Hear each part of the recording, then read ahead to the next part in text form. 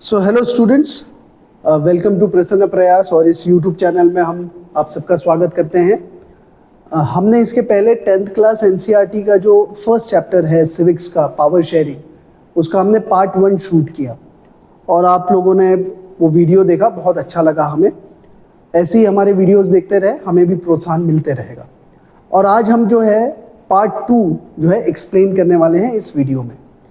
तो हमने पार्ट 1 में जो जिन लोगों ने वीडियो नहीं देखा है वो प्लीज़ वीडियो देखें पार्ट 1, ताकि आपको समझ में आए कि क्योंकि पार्ट 1 देखे बिना पार्ट 2 जो देखेंगे तो समझेगा नहीं। तो पार्ट 1 ज़रूर देखिएगा और डिस्क्रिप्शन में हमने लिंक दी गई है, तो आप उस पर क्लिक करिए तो आप पार्ट 1 देख पाएंगे। तो पार्ट 1 में हमने ब्रीफ में मैं बताता हूँ क्या डिस्कस किया। हम लोगों ने पावर शेयरिंग क्या होता है वो समझा, और बेल्जियम और श्रीलंका जो है इनका एथनिक कंपोजिशन क्या है उसको हमने देखा। तो आज हम बात करने वाले एथनिक कंपोजिशन समझने के बाद में आज हम बात करेंगे किस तरीके से इस एथनिक डाइवर्सिटी को श्रीलंका और बेल्जियम दोनों ने डील किया। ठीक है, तो सबसे पहले हम बात करेंगे श्रीलंका। तो श्रीलंका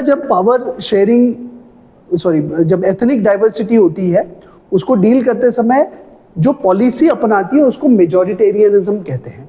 तो इसलिए ये जो टॉपिक है, ये टॉपिक का नाम ही मेजॉरिटेरियनिज्म इन श्रीलंका ऐसा दिया हुआ है।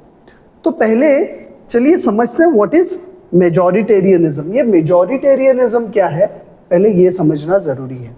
तो जैसे कि मेजॉरिटेरियनिज्म आपके ग्लॉसरी में भी दिया हुआ है।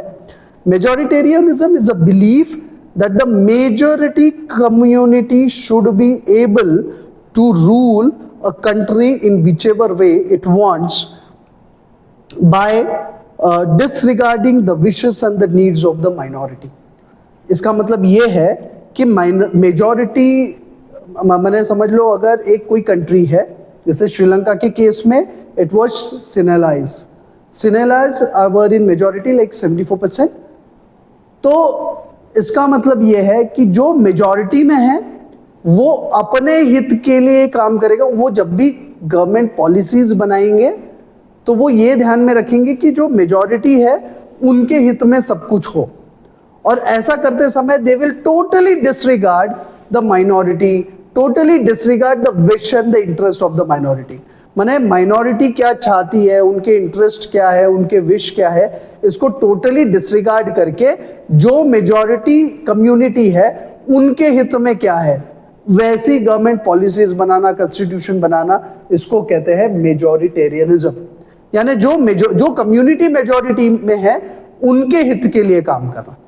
तो जब एथनिक डाइवर्सिटी की बात आई तो श्रीलंका ने मेजॉरिटेरियनिज्म वाली पॉलिसी अपनाई। ठीक है, तो अगर हम श्रीलंका की बात करते हैं तो आपको पता चलेगा that Sri Lanka got independent in 1948। कब हुआ? 1948 में। Now the leader of civilized community sought to secure the dominance over the government by the virtue of their majority। तो डेफिनेटली जब आज़ाद हुआ तो उसके बाद में एक डेमोक्रेटिक गवर्नमेंट आई, इलेक्शंस हुए होंगे। तो इलेक्शंस होने के बाद में सीधी सी बात है, जो कम्युनिटी मेजॉरिटी में उन्हीं कम्युनिटी के लोग जो है ज़्यादातर डेमोक्रेसी में डेमोक्रेटिक गवर्नमेंट में इलेक्ट होके आएंगे, और ऐसा ही हुआ। तो इसके बाद जैसे ही ये डेमोक्रेटिकली इलेक्टेड गवर्नमेंट बनी तो they started taking various decisions wherein the majoritarian measures were taken so that ये जो सिनेलाइज है उनकी सुप्रीमेसी एस्टैब्लिश हो जाए। तो उन्होंने एक एक्ट लाया, एक्ट 1956। वो एक्ट में उन्होंने क्या किया, उन्होंने देखा कि भैया ये सिनेला कम्युनिटी है, उसको चलो भैया स्ट्रेंथन करते हैं। उसके तहत उन्होंने तमिल्स जो है उनको टोटली डिसरिगार्ड कर दिया, और उन्होंने सबसे पहले डिक्लेयर किया कि ऑफिशियल लैंग्वेज श्रीलंका की जो है वो सिन्हला होगी। सबसे पहले डिक्लेयर तो किया ही किया, साथ ही में प्रेफरेंशियल पॉलिसीज जो है फॉलो करने शुरू कर दी। किसने? सिनेलाज ने। Let me change the pen colour. हाँ, ओके। सो सिनेलाज ने प्रेफरेंशियल पॉलिसी फॉलो करनी शुरू कर दी। प्रेफरेंशियल पॉलिसी यानी क्या भैया? जहां भी सिनेलाज और तमिल्स ये आमने सामने आएंगे तो सिनेलाज कम्युनिटी के लोगों को प्रेफरेंस दिया जाएगा। जैसे कि उदाहरण के तौर पे यूनिवर्सिटी पोजीशंस हो गए या फिर गवर्नमेंट जॉब्स हो गए, सिनेला एप्लीकेंट अगर है तो उनको प्रेफरेंस दिया जाएगा। Now that kind of a preferential policy was been followed and brought by the government. Not just this, जब नया कॉन्स्टिट्यूशन बना तो उन्होंने बुद्धिज्म को हम प्रोटेक्ट करेंगे ऐसा उन्होंने डिक्लेयर किया। अभी now there were many Tamils who belong to religion other than Buddhism, ठीक है, क्योंकि जैसे कि बहुत से जो तमिल्स थे वो इंडिया से गए थे, definitely they were following, most of them were following Hinduism. So जब इस तरीके की पॉलिसीज फॉलो करना शुरू किया तो तमिल्स जो है उनको एलियनेटेड फील हुआ। क्या हुआ? Alienated. They started feeling alienated because of the government, what ever the government was taking measures.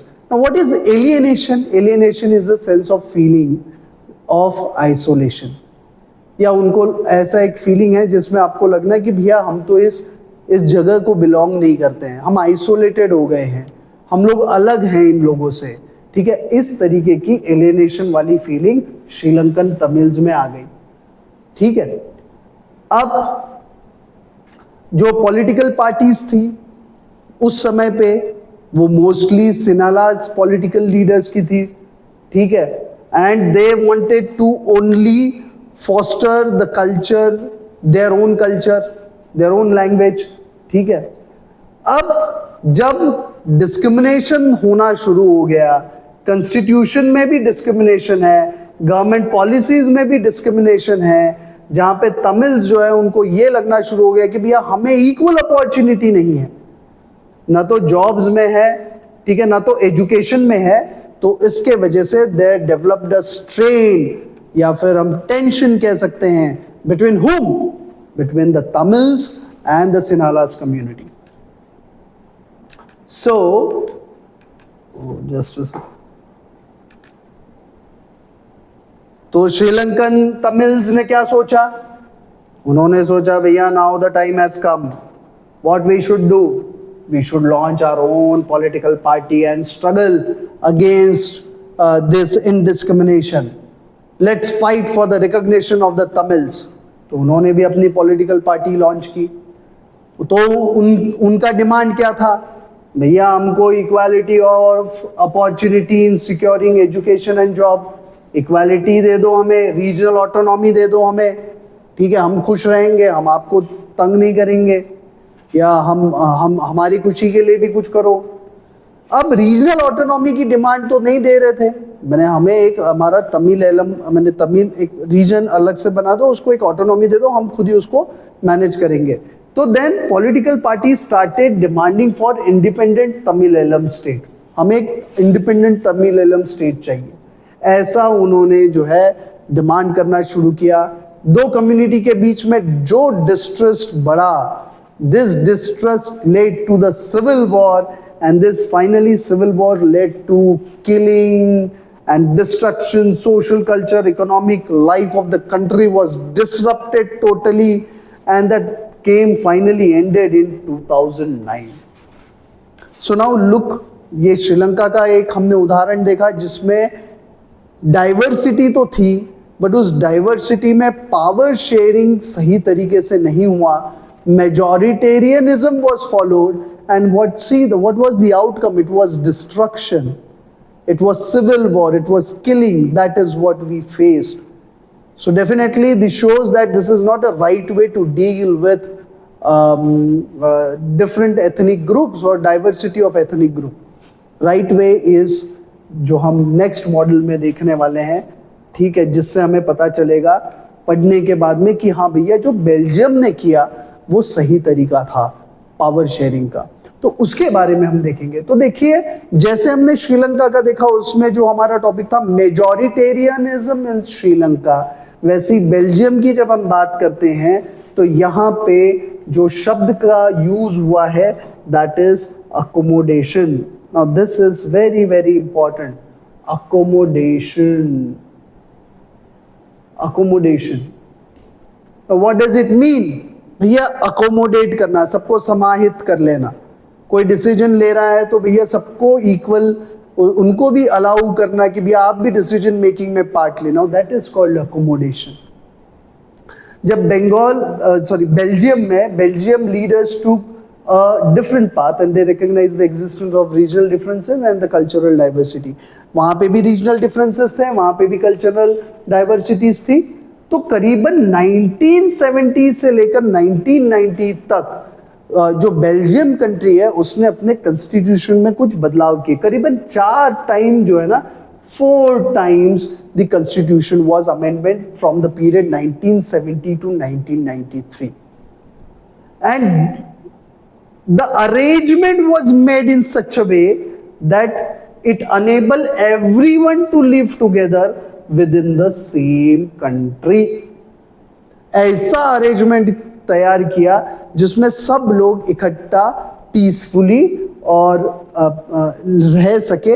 एक ऐसा अरेंजमेंट दे केम आउट जब ये उन्होंने 4 अमेंडमेंट्स किए तब। तो लेट अस लुक एट कि कौन से माने किस तरीके के अरेंजमेंट उन्होंने किए। What was the Belgium model that we will see further, ठीक है। The arrangement they worked out is a different from any other country and is very innovative, ठीक है, वो तो देखा ही हमने। ये आप अगर देख पा रहे होंगे मेरे सामने, दिस इज फोटोग्राफ एक स्ट्रीट एड्रेस का बेल्जियम में, जिसमें एक तरफ माने एक ही साइन बोर्ड है और उसमें 2 लैंग्वेज में लिखा हुआ है, एक फ्रेंच और दूसरा है डच, ठीक है। तो this shows N accommodative model, ठीक है, या एक्सेप्टेंस टू अकोमोडेटिव मॉडल। खैर चलो चलते हैं बेल्जियम मोड ऑफ अकोमोडेशन की तरफ में। तो ये जो बेल्जियम मोड ऑफ अकोमोडेशन है, इसमें 4 बेल्जियम मॉडल में 4 चीजें इंक्लूड की गई which led to the accommodation of all the communities। तो what are they? ये क्वेश्चन आ सकता है इसके ऊपर में, write short note on Belgium model of accommodation, या what is the Belgium model of accommodation, इस तरीके का क्वेश्चन आ सकता है। 2 मार्क के लिए भी आएगा, 4 मार्क के लिए भी आ सकता है, ठीक है, बड़े शॉर्ट आंसर में भी और लॉन्ग आंसर में भी। तो ये 4 है, पूरे 4 के 4 बिल्कुल दिमाग में फिट कर लो, इतना पढ़ लिया तो 4 जो है आपको मार्क्स फुल मिलेंगे। तो 4 कौन कौन से हैं? सबसे पहला है कि भैया, एक मिनट, सबसे पहला है कि constitution prescribes that the number of Dutch and French speaking ministers shall be equal in the central government. Central government Dutch speaking हो या फिर फ्रेंच स्पीकिंग हो, ये सभी के ये दोनों कम्युनिटी के लोग इक्वल रहेंगे सेंट्रल गवर्नमेंट में, ठीक है।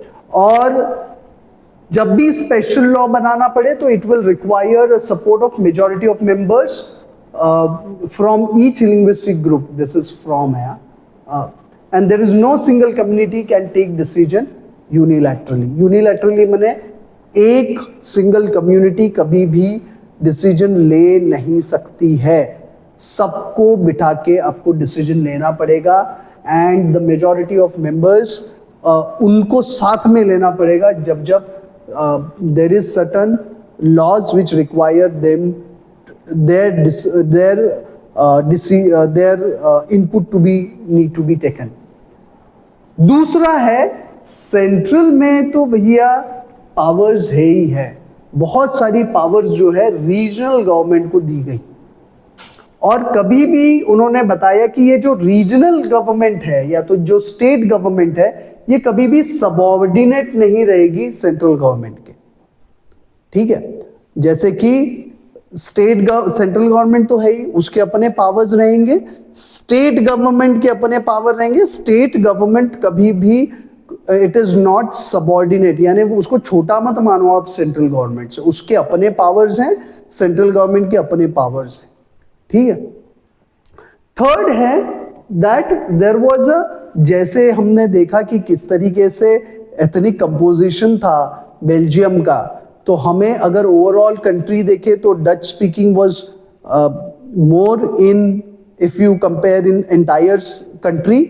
और अगर ब्रुसेल जो उसकी कैपिटल है उसमें अगर हम देखें तो वहां पे French speaking people was more like 80%। तो यहाँ पे उन्होंने कहा, फ्रेंच कम्युनिटी ने कहा कि भैया आप लोगों ने सेंट्रल गवर्नमेंट में हमको इक्वल रिप्रेजेंटेशन दिया है, यहाँ पे हम फ्रेंच स्पीकिंग कम्युनिटी के जो लोग हैं वो ज़्यादा पैमाने पे, बट फिर भी यहाँ की जो गवर्नमेंट रहेगी, ब्रुसेल की अपनी एक सरकार रहेगी और उस सरकार में डच स्पीकिंग और जो फ्रेंच स्पीकिंग है उनका एक इक्वल रिप्रेजेंटेशन रहेगा। ठीक है, जैसे सेंट्रल गवर्नमेंट में इक्वल रिप्रेजेंटेशन है, उसी प्रकार से जो सेपरेट सरकार रहेगी ब्रुसेल्स की, वहां पे भी जो है इक्वल रिप्रेजेंटेशन रहेगा। Not just this, but last में हम देख पाते हैं कि एक ऐसी government, third level of government बनाएगी जिसको हम कम्युनिटी गवर्नमेंट कहते हैं। ठीक है, उस कम्युनिटी गवर्नमेंट में सारे लैंग्वेज के लोग जो है इंक्लूड किए गए। Is elected by the people belonging to one language community, Dutch, French and the German speaking. और जब जब एजुकेशन या फिर कल्चर या फिर लैंग्वेज रिलेटेड इशू होगा, इस कम्युनिटी गवर्नमेंट का जो भी डिसीजन रहेगा वो इंक्लूड किया जाएगा। उनको कंसल्ट किए बिना ना तो कल्चर, एजुकेशन और लैंग्वेज रिलेटेड इश्यूज को जो है सॉल्व नहीं किया जाएगा। तो इस तरीके का बहुत ही शानदार बेल्जियम का model of accommodation was used. और उसके बाद में जो पीसफुल है ये कंट्री, यहाँ पे किसी भी प्रकार के मैंने जो है टेंशन कम्युनिटी के बीच में आपको नहीं दिखाई देते।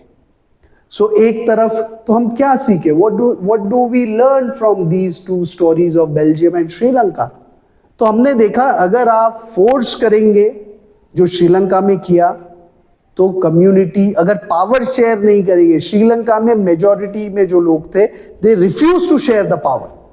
पावर शेयरिंग अगर नहीं करेंगे तो भैया there will be loss, economic loss, there will be social, cultural, political, हर प्रकार का लॉस होगा। सिविल वॉर हो सकता है, कॉन्फ्लिक्ट हो सकता है, टेंशन हो सकता है और किसी को कोई गेन नहीं होता है। ठीक है, there is only losses. But वहीं बेल्जियम का मॉडल पावर शेयरिंग का मॉडल है, अकोमोडेशन का मॉडल है, सब लोग पीसफुली रह रहे हैं, सब लोग एक दूसरे को संभाल के ले रहे हैं। So this is what we learn, that the accommodation is a right way to deal with the diversity, not the majoritarianism. So power sharing is desirable, इसके दो रीजन है। ठीक है, पावर शेयरिंग डिजायरेबल है, इसके दो रीजन है। पहला रीजन है इसका प्रूडेंशियल रीजन, ये क्वेश्चन आ सकता है, what are the why power sharing is desirable, so you can give two reason, एक है प्रूडेंशियल और दूसरा है मॉरल रीजन। प्रूडेंशियल रीजन की जब हम बात करें तो भैया डेफिनेटली जो उसका आउटकम है उसमें अगर देखें तो it helps us to reduce the conflict between the social group. ठीक है, so that is based on outcome. भैया पावर शेयर करोगे तो आपको कॉन्फ्लिक्ट जो है सोशल ग्रुप के बीच में वो रिड्यूस होते हुए दिखाई देगा। So that is why we say कि yes, based on outcome power sharing is desirable. और दूसरा है मॉरल रीजन। डेफिनेटली जब हम डेमोक्रेसी की बात करते हैं तो डेमोक्रेसी में power sharing is something which is desirable, है ना, इसके बिना काम हो नहीं सकता है। ठीक है, और डेमोक्रेटिक रूल में ही है कि पावर शेयर होना चाहिए, है ना, और इसीलिए so that everyone is participated. ठीक है, नो वन इज लेफ्ट। ठीक है, एवरीवन शुड बी कंसीडर्ड। इसलिए this is the moral reason that we need, for which we should always follow power sharing. So that is why the power sharing is desirable. These are the two reasons you have to write। 2 mark के लिए आ सकता है या फिर 4 mark के लिए भी आ सकता है, दोनों लिखना है, विद एग्जाम्पल लिखना है तो वो भी लिख सकते हैं। ठीक है, लास्ट में हाँ यस, ये कार्टून है, ये कार्टून हम देखेंगे और इसके बाद में एक छोटा सा है कि there are 4 forms of power sharing और इसके साथ में ये चैप्टर हमारा खत्म होगा। तो ये कार्टून देखो, ये कार्टून में क्या दिया हुआ है, यहाँ पे 2 स्टीयरिंग है। जर्मनी का ये एग्जाम्पल है। जर्मनी में कितने, there are 2 political parties, Christian Democratic Union and the Social Democratic Party. ये 2 पार्टी है, कितनी है, 2। कौन कौन सी, Christian Democratic Union and the Social Democratic Party. जब जब 2005 के बाद से जब जब इलेक्शंस हुए हैं, कोई भी एक पॉलिटिकल पार्टी को टोटल मेजॉरिटी नहीं मिली। तो ये दोनों जो है ना, दोनों के अपने डिफरेंसेस हैं, बट ये दोनों पार्टियों को बैठ के मिलके सरकार बनानी होती है। और वो दोनों बैठ के, 2 डिफरेंसेस आर देयर, दोनों पार्टी के बीच में मेन डिफरेंसेस हैं, बट फिर भी ये दोनों जो है मिल बांट के बैठ के एक सरकार बैठ के चलाते हैं और सक्सेसफुली चलाते हैं। इसलिए ये जो रिप्रेजेंटेशन है, fine German engineers, Germans are known for engines, automobile industry. They produce good engine, ठीक है। They known for producing good vehicles, automobile, है ना। तो ये देखिए, ये गाड़ी है दी हुई जिसमें लिखा हुआ है फाइन जर्मन इंजीनियर्स इंजीनियरिंग, और इसमें ये गाड़ी जो रिप्रेजेंट कर रही है वो जर्मन गवर्नमेंट है, और वो जो है वो फाइन है। और इसमें जो स्टीयरिंग है, 2 स्टीयरिंग दी हुई है। ये दिस रिप्रेजेंट, भैया 2 पार्टी मिलके सरकार चलाते हैं, ठीक है। तो इस तरीके से एक ये जो है रिप्रेजेंटेशन है कार्टून का। कार्टून बेस्ड क्वेश्चंस आते हैं, तो इसको समझते आना चाहिए कि किससे ये रिलेटेड है, ठीक है। नेक्स्ट, खलील्स डिलेमा तो नहीं लेंगे, but forms of power sharing last slides हैं, बिल्कुल ध्यान देके पढ़िए। There are 4 kinds of power sharing that this chapter discuss in the end. Number 1, that power is shared between, भैया 4 मार्क के लिए क्वेश्चन आएगा, you should able to write। पहले तो भैया इसको हम हॉरिजॉन्टल पावर शेयरिंग भी कहते हैं, लेजिस्लेचर, एग्जीक्यूटिव एंड जुडिशरी, ठीक है। ये अलग अलग ऑर्गन है, इन तीनों ऑर्गन के बीच में पावर शेयरिंग है, और कोई एक ऑर्गन कभी डोमिनेंट नहीं होना चाहिए, इसीलिए बैलेंस मेंटेन रहना चाहिए। इसको बैलेंस ऑफ पावर भी कहते हैं। इसीलिए there is a horizontal share of power amongst the different organs of the government. ये हॉरिजॉन्टल, वर्टिकल देखते हैं ऊपर से नीचे तक। There is central government in India, state government and the local government, previous class में हमने पढ़ा था। So this is also another form of power sharing. We have general government, state government and then also the local government. General government को एक दूसरा नाम हम federal government भी कहते हैं, जो कि सेंट्रल गवर्नमेंट को फेडरल गवर्नमेंट कहते हैं। तीसरा है, पावर में also be shared among different social groups. अलग अलग सोशल ग्रुप्स जो कि रिलीजियस या लिंग्विस्टिक ग्रुप्स होंगे, इनके बीच में भी पावर शेयर होता है। और लास्ट बट नॉट लीस्ट, जब भी कोई एक सरकार बनाते हैं, सरकार बनाने के बाद में हमने देखा है कि कोई लॉ जब पास करती है सरकार, तो लोग स्ट्रीट पे आते हैं और प्रोटेस्ट करते हैं, अगर उनको लगता है कि जो लॉ बनाया जा रहा है वो सही नहीं है। तो ये जो लोग हैं जो स्ट्रीट पे आते हैं, they are nothing but political parties, क्योंकि अगर एक पॉलिटिकल पार्टी है तो दूसरी अपोजिशन में पॉलिटिकल पार्टी है, वो बैठ के धरना लगाती है। अलग अलग प्रेशर ग्रुप्स होते हैं, मूवमेंट, चळवळ करते हैं। जैसे प्रेशर ग्रुप में अभी हमारे किसान भाई लोग हो गए, ठीक है, मूवमेंट्स हो गए। They all influence those who are in power by going on the street, by exerting pressure, by sitting on dharnas. So this is how, power is shared between these are the different forms of power sharing. With this chapter gets over. I hope you like the video. Please like, share, subscribe and hit the bell icon, and let's meet you in the next video soon. Thank you very much. Jai Hind, Jai Bharat.